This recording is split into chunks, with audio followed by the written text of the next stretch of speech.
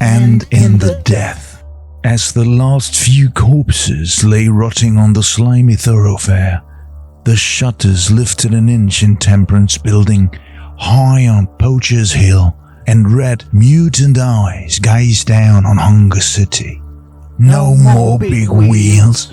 Fleas the size of rats sucked on rats the size of cats, and 10,000 peoploids split into small tribes, coveting the highest of the sterile skyscrapers like packs of dogs assaulting the glass fronts of Love Me Avenue, ripping and re-wrapping mink and shiny silver fox, now leg warmers, family badge of sapphire and cracked emerald, the dark hordes with stabbing knives and the hatred for those who still seem human.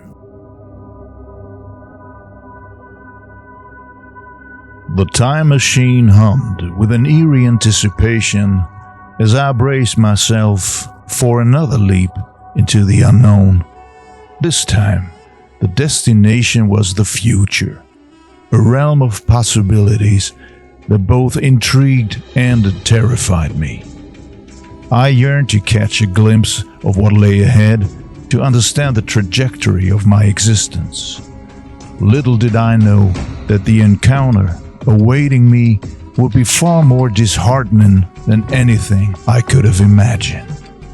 As the time machine whirred and the world outside blurred, I emerged into a cityscape that was both familiar and foreign.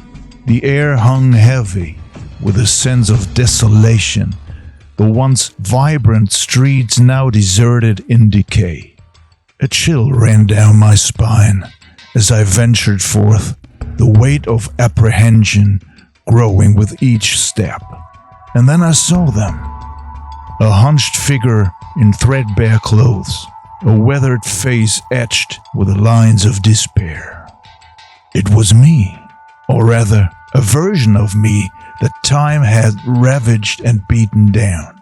The weariness in their eyes mirrored the weariness that had settled deep within my own soul.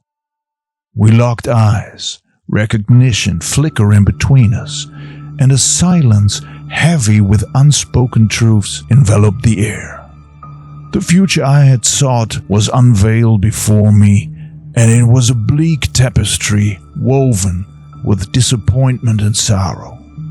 The older version of myself spoke with a weary voice, recounting a life marked by missed opportunities, shattered dreams, and an overwhelming sense of futility.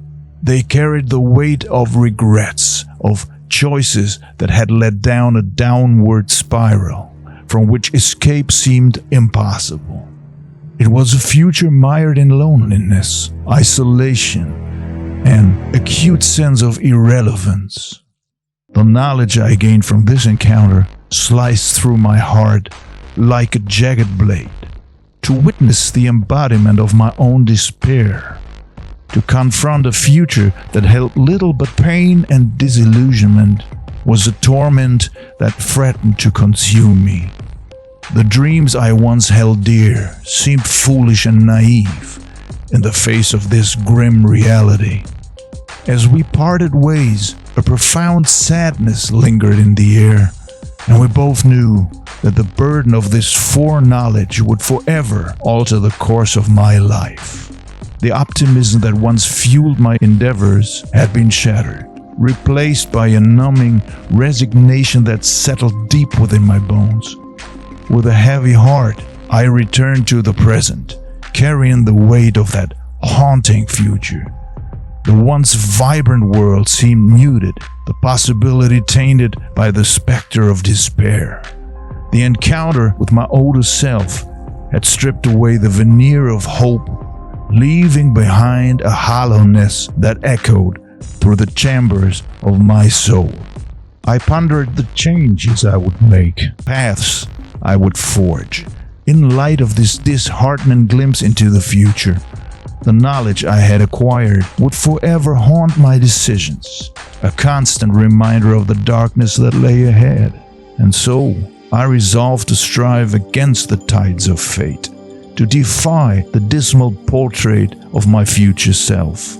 Armed with a burden of that encounter, I sought to reshape my path, to carve out a different narrative, one that would transcend the desolation that threatened to engulf me. For in the end, it was not the future that defined me, but the choices I made in the face of it.